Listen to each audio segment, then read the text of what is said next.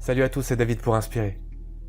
Aujourd'hui, j'aimerais partager avec vous une des deux choses qui a le plus d'importance pour moi. Une des deux choses qui a le plus de valeur dans ma vie. Une des deux choses les plus précieuses qui m'a été permis de savoir. Et une des deux choses qui, à mes yeux, donne son sens à la vie. Un jour, Martin Luther King a dit « Tant qu'un homme n'a pas découvert la chose pour laquelle il est prêt à mourir, il n'est pas à même de vivre. » Quand j'ai lu cette phrase pour la première fois, ça m'a profondément bouleversé parce qu'en fait, ça mettait des mots sur ce que j'avais toujours ressenti au fond de moi-même. Et le fait que cette phrase elle soit prononcée par quelqu'un comme Martin Luther King, c'est-à-dire une personne qui est tout le contraire d'un fanatique, qui est tout le contraire d'un fou furieux. Au contraire, c'est une personne qui était un homme avec un grand H. C'était une personne sage, c'était une personne profonde. C'est une personne dont la vie et dont l'héritage prouvent que la manière dont il a vécu, c'est ça, vivre avec un grand V. Le fait que cette parole elle soit prononcée par cette personne, ça justifiait et ça donnait du crédit à ce que j'avais toujours senti au fond de moi. Et ça me déchargeait complètement du poids de la pression de conformité. Non, j'étais pas un rêveur, non, j'étais pas un naïf, non, j'étais pas un fou. Parce que j'ai toujours cru que ce qui faisait la valeur de la vie d'une personne, ce qui faisait un homme avec un grand H et une femme avec un grand F, c'était sa capacité à vivre pour quelque chose de plus grand que lui, vivre pour quelque chose de plus grand qu'elle. C'était la capacité à plus chercher à ce que le monde tourne exclusivement autour de moi-même. C'était la capacité à m'extraire du monde. M'extraire du monde pas pour le fuir, mais pour l'avoir devant moi.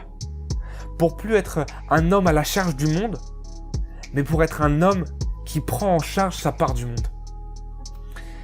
Et ça m'est souvent arrivé d'avoir les larmes aux yeux et de me maudire intérieurement parce que je savais que, pire que l'ignorance, il y a le fait de savoir et de pas agir en conséquence. Et quand je regardais ma vie, je pouvais pas me mentir en fait, je pouvais que constater le décalage qu'il y avait entre mes aspirations, ce à quoi je croyais au plus profond de moi, et ce que je faisais concrètement de ma vie. Et ça me donnait le sentiment d'être un hypocrite en fait. Et ça, j'avais envie de pleurer. Et j'avais envie de pleurer parce que plus que la conscience qu'un homme doit avoir une mission de vie, moi je savais exactement à quoi je voulais que ma mission de vie ressemble. Je savais quelles valeurs étaient les miennes. Je savais ce que je voulais apporter. Je savais ce qui n'allait pas. Je savais ce que je voulais réformer. Je savais ce que je voulais offrir au monde. J'avais des idées plein la tête parce que toute ma vie, elle a été tournée dans cette direction. Mais une idée, elle a aucune valeur tant qu'elle n'est pas devenue quelque chose de tangible, tant qu'elle n'a pas été concrétisée. Et ça, j'étais incapable. J'étais incapable de le faire. J'étais incapable de donner vie à mes idées. Pour de multiples raisons. Parce que j'avais peur de l'échec. Parce que je manquais de discipline aussi. Sûrement parce que je manquais de stoïcisme. J'avais pas la peau assez dure pour affronter toutes les difficultés, pour affronter toutes les épreuves. Sûrement aussi pour prendre tous les risques que je savais qu'il allait falloir prendre pour concrétiser ma vision. Et cette expérience, elle a été super douloureuse parce que c'était très difficile à vivre, ce décalage. Et parce que en sortant pas ce que j'avais en moi, j'avais l'impression que ce que j'avais en moi, en fait, c'était en train de pourrir à l'intérieur de moi-même. Et du coup, c'était en train d'intoxiquer toute ma personne. C'était en train d'intoxiquer mon mental.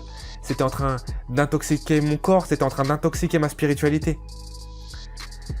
Et toute cette expérience, ça me fait penser qu'au final, cette phrase de Martin Luther King, c'est possible de l'affiner un petit peu. Parce que être prêt à mourir pour ses idéaux, certes, c'est peut-être la marque ultime de dévouement envers sa mission. Mais ça peut être aussi une marque de faiblesse. Parce que ça peut être la marque de mon incapacité à vivre ma vision. Et aujourd'hui, sincèrement, je pense que le plus dur, c'est pas de mourir pour sa vision. Le plus dur, c'est de vivre et de travailler chaque jour jusqu'à la fin de sa vie pour concrétiser cette vision. Et tu sais, moi, j'ai la certitude d'une chose. C'est que, aussi vrai que le monde, il est régi par certaines lois. Aussi vrai, par exemple, que lorsque je lâche un objet d'une certaine hauteur, il est attiré vers le sol. Aussi vrai que n'importe quelle loi de la physique, il y a une loi qui régit notre univers. Et cette loi, c'est que si tu donnes, forcément, tu vas recevoir. Alors peut-être tu vas me dire, jusque-là, rien de nouveau, parce que cette loi, quelque part, elle a quelque chose de logique, en fait. Elle a une part de logique. Normalement, évidemment, quand tu crées de la valeur pour les autres, tu reçois en compensation de cette création de valeur. Mais cette loi, elle contient aussi une part d'inexplicable. Et ceux qui ont fait de cette loi leur mode de vie, ils peuvent témoigner de cette vérité. Et moi, je pourrais vous raconter plein d'expériences qui me sont arrivées et qui dépassent ce que la raison de beaucoup de personnes est prête à accepter. Là où je veux en venir avec cette idée, c'est que lorsque tu décides de dédier ta vie à ta vision, lorsque tu acceptes de te mettre au second plan, lorsque tu es prêt à sacrifier ta personne, lorsque tu es prêt à sacrifier tes envies, lorsque tu es même prêt à sacrifier tes besoins, de ton repos, lorsque tu es prêt à te mettre au service de ta vision, lorsque tu es prêt à te mettre au service de tes valeurs, de ta cause, lorsque tu donnes ta vie, et ben en échange, tu récupères ta vie. Lorsque je donne ma vie pour ma vision, pour quelque chose de plus grand que moi, bah j'acquiers ce que je pourrais jamais obtenir dans ce monde, si ce n'est par le don de soi. Ce que j'acquiers, c'est que j'acquiers le bonheur.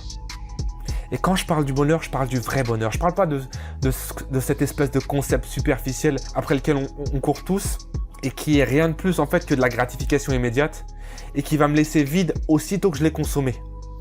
Non, moi, ce dont je parle du vrai bonheur, du bonheur qui te remplit tellement qu'il te laisse pas d'autre choix que de continuer à donner tellement tu sens que ça déborde de toi. Ce que je vais acquérir, c'est que je vais acquérir de l'épanouissement. Je vais acquérir ce sentiment qui m'ancre dans la vie, en fait, qui me rend stable, qui me permet d'arrêter de me sentir comme une feuille que le vent balaie dans le sens qui lui plaît. Et ce sentiment, en fait, il me permet de me sentir unifié, de sentir que qui je suis, ce à quoi j'aspire et ce que je fais, tout ça, ça va dans la même direction. Est-ce que ça va me permettre également d'acquérir ? C'est un sentiment de gratitude. Et ce sentiment, je ne sais pas si c'est possible de mettre des mots dessus. Ce sentiment qui me déborde et qui me fait verser des larmes de joie, des vraies larmes de joie, à chaque fois que je contemple ma vie et que je me rends compte du privilège que j'ai d'avoir l'opportunité de vivre ma vie dans cette voie. En fait, en donnant ta vie au monde, tu te montres digne de recevoir en échange ta vie, la vraie vie, celle qui marque le début réel de ton existence. Avant, t'étais qu'une ombre qui allait naître et qui allait mourir sans que le monde s'en aperçoive. Mais aujourd'hui, ce que tu accomplis, ce que tu plantes pour les autres, ce que tu laisses pour ceux qui vont venir après, pour que ça leur soit utile, pour qu'ils continuent à le faire fructifier, tout ça c'est la preuve que tu as vécu et que tu as compté. Et tout ça, c'est ce que je veux pour toi et c'est ce que je veux pour ma propre personne. Moi, j'ai défini ma propre mission de vie. Ma mission de vie, c'est d'apporter du sens et d'apporter de la cohérence dans ce monde.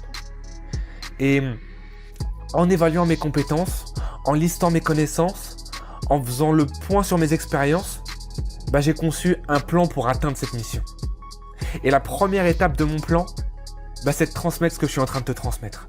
D'informer les gens qui peuvent se servir de leur vie pour récupérer leur vie. Les motiver, les faire croire en eux-mêmes, leur donner les stratégies, leur donner les techniques, leur donner les outils pour leur permettre de trouver leur mission de vie et pour leur permettre de travailler à la concrétisation de cette mission, à la concrétisation de leur vision de vie. Parce qu'en fait, quand tu fais ce travail, quand tu es occupé à ton développement personnel, tout le négatif que tu as en toi, tout le négatif que tu abrites et que tu subis, qui te fait du mal, il disparaît. Parce que tu n'as plus le temps de te focaliser sur les petites imperfections de ta vie, tu n'as plus le temps de te focaliser sur ce qui te manque. Tu es déjà tellement rempli intérieurement, tu es rempli d'envie, tu es rempli de volonté, tu es rempli d'enthousiasme, qu'il n'y a plus de place pour l'ennui, il n'y a plus de place pour l'anxiété, il n'y a plus de place pour les doutes, pour la frustration, pour les questionnements. La place, en fait, elle est déjà prise. Et tous ces sentiments négatifs, ils vont être submergés et ils vont être balayés par l'énergie que dégage le sens de ta mission. Le feu de vivre que tu ressens au fond de toi, il va brûler tout ce qui te pèse. Et à ce moment-là, tu seras apaisé. Et quand tu fais ce travail, quand tu trouves ta mission de vie, quand tu travailles à ton développement personnel, t'as plus le temps d'envier les autres. T'as plus le temps de les jalouser. T'as plus le temps de médire sur leur dos. T'as plus le temps de leur faire la guerre. Et de toute façon, t'as plus aucune envie de le faire. Parce que quand tu commences à expérimenter la vie inspirée, tu prends conscience de la valeur d'une vie humaine, de sa noblesse, parce que tu sais tout ce qu'elle peut accomplir. Et surtout, tu mesures la difficulté et les efforts que ça nécessite pour l'atteindre. Tu connais tes échecs et tu te rappelles d'où tu viens. Et du coup, ça te rend compatissant et ça te rend humble envers l'autre. Ma vision d'un monde cohérent et qui a du sens, ma vision de vie, c'est ça. C'est un monde dans lequel chacun travaille à sortir le meilleur de soi, pas pour le garder, mais pour l'offrir au monde, sans retenue. Et sans être attaché émotionnellement à la manière dont le monde va le recevoir. Parce que quand tu découvres ta mission de vie, ton bonheur, ton épanouissement, il se trouve plus dans l'appréciation des gens. Il se trouve dans le fait de vivre. Ton bonheur et ton épanouissement, ils deviennent déconnectés du résultat. Ils deviennent déconnectés du succès que va rencontrer ce que tu proposes. Et ça pour une simple raison. Tu sais que ce que tu as fait, ça devait être fait. Peu importe si aujourd'hui les gens ils sont pas prêts à accepter ce que tu as donné. Ou que ceux qui ont besoin de ce que tu as donné l'ont pas encore trouvé. Voilà, cette chose, elle devait être là, dans le monde, accessible pour celui ou celle pour qui elle va changer leur vie. Cette chose, voilà, elle devait être faite. Parce que c'était ton devoir. C'était ton devoir de transmettre tes valeurs. C'était ton devoir de transmettre ton message. De sortir ce que tu as au fond de toi et qui est précieux et qui a de la valeur. Et ça pour une raison. Parce que ce que tu as au fond de toi, c'est unique. Pas parce que tu es supérieur aux autres. Pas parce que tu es plus intelligent. Pas parce que tu es plus je sais pas quoi. Simplement parce que lorsque tu choisis, lorsque tu donnes le droit, lorsque tu acceptes d'être toi, et pas un autre, d'être toi, pas un clone, tu deviens unique. Et que quelqu'un, quelque part, a besoin de cette unicité. Et que c'était ton devoir d'être là pour cette personne. Ni plus ni moins. Et quel que soit le bénéfice que le monde voit dans ton travail à l'instant T, toi, aujourd'hui, tu connais le bénéfice que tu en as tiré pour ta propre personne. Parce que tu te retournes et tu mesures ce qu'il a fallu que tu deviennes pour concrétiser ta vision. Et ce que tu es devenu, ce que tu es aujourd'hui, c'est le plus grand cadeau que le monde pouvait t'offrir. Et donc moi, j'ai une question pour toi aujourd'hui. Et toi, quand est-ce que tu vas accepter de recevoir ce cadeau ? C'est ça que je voulais partager avec toi aujourd'hui. C'était cette question. Et si tu trouves que tout ce que je viens de dire, ça a du sens, si tu trouves que chercher et vivre sa mission de vie, ce que moi j'appelle vivre sa vie inspirée, c'est quelque chose qui a du sens, laisse pas ça comme une lettre morte. Fais quelque chose maintenant pour enclencher ta recherche. Fais quelque chose maintenant pour enclencher ce processus. Et ce que je te propose, c'est de faire quelque chose pour te garder dans cette dynamique. Et cette chose, c'est de t'inscrire à la lettre des inspirés, premièrement, en rentrant ton adresse en bas de la page, et ensuite de nous rejoindre sur Facebook. Parce que c'est facile d'être motivé à l'instant T, et puis de se laisser rattraper par la vie. Et moi, ce que je veux, c'est que tu fasses partie de ce qu'on commence à construire avec Inspiré. Qu'est-ce qu'on est en train de construire ? On est en train de construire quelque chose qui va permettre à chacun de trouver sa mission de vie et l'aider à vivre sa vie inspirée. On est en train de construire quelque chose qui est en train de nous permettre de lever nos blocages, de lever toutes nos peurs qui pourraient nous empêcher de nous lancer. On est en train de faire en sorte de se mettre une piqûre de rappel régulièrement pour se garder conscient et motivé. On est en train de construire quelque chose afin de se donner les stratégies, de se donner les techniques, de se donner les tactiques, de se donner les outils nécessaires à chacun d'entre nous pour que tous on puisse atteindre nos objectifs. Donc, n'hésite pas, rejoins-nous sur Facebook, rejoins-nous sur la lettre des inspirés. Ça, tu peux le faire directement via la page d'accueil du site. Rejoins-nous sur Facebook et sur la lettre des inspirés parce qu'il y aura du contenu qu'il n'y aura peut-être pas sur le site. Parce que j'ai une vision pour le site qui se veut comme une porte d'entrée et j'ai une vision pour la lettre des inspirés pour la page Facebook que je vois comme quelque chose d'un peu plus individualisé ou si je peux dire quelque chose d'un peu plus ciblé. Un peu plus ciblé vers ceux qui en font partie. Et c'est pour ça aussi, moi j'ai mon plan, mais je suis aussi à votre service.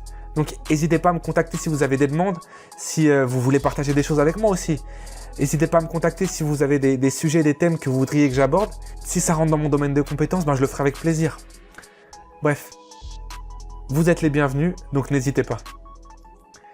Quoi qu'il en soit, j'espère à très bientôt. Et d'ici là, n'oubliez pas, soyons inspirés. Merci à vous et à bientôt.